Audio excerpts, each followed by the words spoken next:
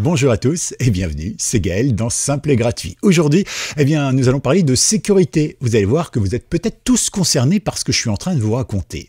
Savez-vous qu'il faut bien éteindre son ordinateur au moins une fois par jour, voire même plus? Alors, pour bien éteindre son ordinateur, on est bien d'accord pour la procédure, mais attention, il y a un piège. La procédure, c'est toute simple. Sur Windows, on ouvre ici, on va ici dans le petit onglet, voilà, et ici, on va tout simplement chercher arrêter. D'accord? Si je clique dessus, ça va fermer toutes les applications, ça va arrêter mon ordinateur. Sauf que sur les ordinateurs, depuis quelques années maintenant, en fait, le bouton arrêter n'arrête pas vraiment votre ordinateur. Il le met en quelque sorte en veille prolongée. Idem quand vous fermez le capot de votre ordinateur si c'est un ordinateur portable.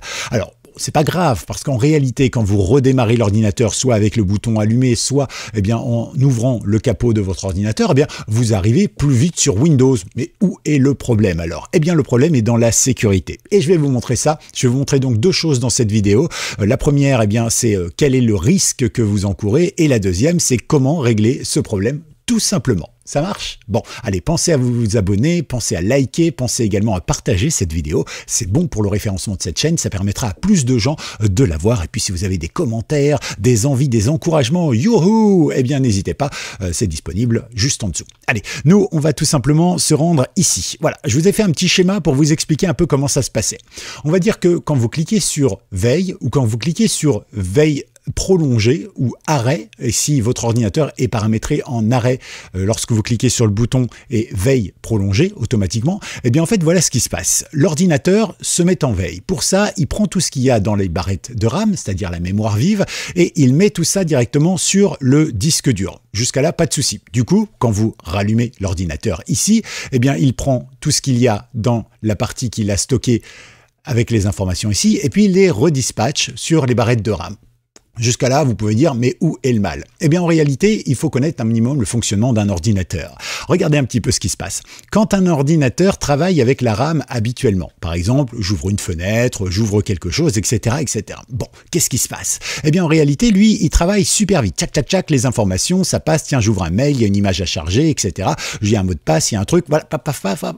Et pour aller très très vite, en fait, il ne prend pas le temps de crypter et de chiffrer les données. Donc, dans la RAM, en fait, rien n'est chiffré, d'accord? Les mots de passe sont en clair, etc. Et là, vous me voyez venir. Donc, qu'est-ce qui se passe, évidemment, quand vous arrivez là? Hop, vous mettez en veille, hop, toutes les données non chiffrées arrivent sur l'ordinateur. Comme il faut se dépêcher de se mettre en veille, hop, on met tout ça de manière non chiffrée et on revient. Ce qui fait que, bon, alors, sur une fois, c'est pas très grave, mais si vous n'éteignez jamais complètement et réellement votre ordinateur, c'est super dangereux parce que ça veut dire que si quelqu'un dumpait votre RAM, c'est-à-dire enregistrait votre RAM, récupérait tout ce qu'il y avait dans la RAM à l'intérieur, il aurait accès à tous les mots de passe que vous avez utilisés ces derniers jours, dernières semaines, derniers mois, dernières années, ça dépend la dernière fois que vous avez réellement éteint votre ordinateur, du coup, il aurait accès à toutes ces informations et c'est là que ça devient dangereux, d'accord? Faut savoir que là, c'est pas chiffré, du coup, quand il se met en veille prolongée ou en veille, il chiffre pas non plus. Voilà, c'est un petit peu le gros problème. Alors, ne vous inquiétez pas, je vais vous montrer une manière très simple d'éteindre complètement votre ordinateur, même s'il n'est pas prévu pour ça au départ.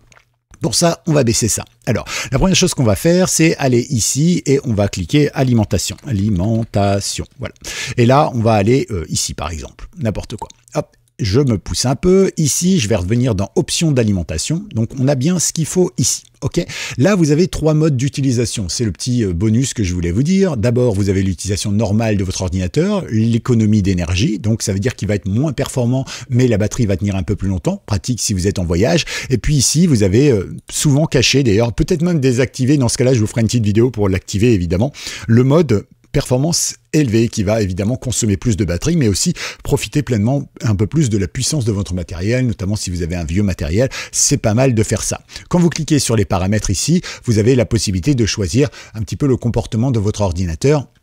Par exemple, est-ce que vous éteignez l'écran après 2 minutes, 1 minute, 10 minutes? Jamais. Moi, jamais, jamais, jamais, parce que c'est une véritable catastrophe. Et le mettre en veille ordinateur, pareil, jamais. OK. Donc ici, vous avez les options d'alimentation. Hop, ici, on y revient et vous pouvez paramétrer chaque truc. Donc ça, c'est bien parce que c'est votre truc. Bon, nous, c'est pas ce qui nous concerne. On revient ici, d'accord? Donc ici, on a bien page d'accueil, choisir l'action du bouton d'alimentation. Ok?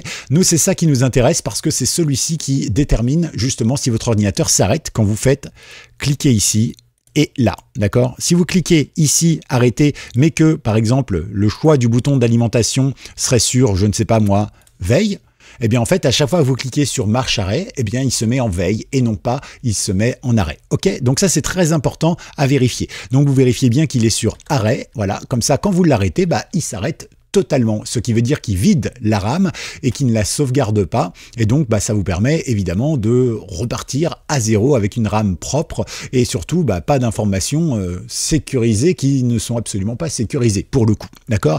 Pareil quand vous appuyez sur le bouton veille, et si vous êtes sur un ordinateur portable, vous avez aussi l'action du capot hein, que vous pouvez définir tout simplement. Alors vous notez qu'ici il y a des petites choses qui sont très intéressantes également, mais je ne peux pas y avoir accès. Alors pour y avoir accès, bah, c'est très simple, on va ici, d'accord? Modifier les paramètres actuellement non disponibles. Waouh, magnifique. Et donc ici, bien souvent, si ici c'était marqué mettre en veille ou quoi que ce soit, et bien ici c'est marqué activer le démarrage rapide recommandé. Dans ce cas-là, évitez-le parce que c'est pareil, il va faire appel à tout ce qu'il y a dans la mémoire. Donc si je clique activer le démarrage rapide autorisé, mais même si j'ai mis arrêter, ça veut dire que lui, dans sa tête, il va sauvegarder tout ce qu'il y a dans ma mémoire, dans ma RAM, et il va me le mettre dans mon disque dur. Alors du coup, là, techniquement, il va pas le crypter non plus. Et du coup, quand il va redémarrer, pour redémarrer plus vite, il va réintégrer tout ce qu'il y avait devant.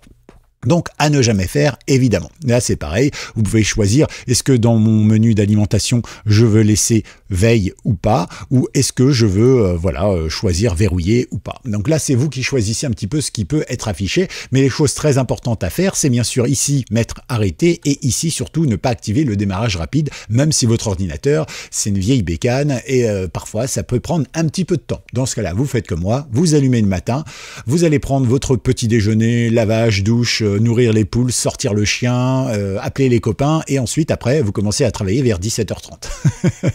Pour ma part, non, heureusement, c'est un peu plus rapide. Mais voilà, vous savez tout. J'espère que vous avez appris quelque chose. Notez bien que c'est très, très important pour votre sécurité. Voilà, vous mettez le petit mot-clé hashtag alimentation si vous avez été jusqu'au bout de cette vidéo. Pensez évidemment à la liker, pensez à la partager parce que c'est très important. C'est vrai que sur la majorité des appareils, aujourd'hui, bah, c'est le démarrage rapide qui est activé, mais c'est aussi la mise en veille prolongée. Et donc, dans ce cas-là, si on est un hacker, c'est très facile de récupérer les informations. Il y a plein de vidéos sur Internet qui vous montrent justement comment récupérer ces informations.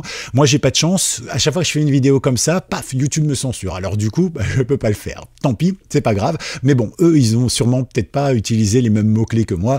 Moi, j'essaye d'être honnête dans mes mots-clés. Bon, que voulez-vous? En tout cas, voilà, vous savez tout. Pensez à vous abonner, à liker et à très vite pour une toute nouvelle vidéo sur Simple et Gratuit. C'était Gaël. Ciao!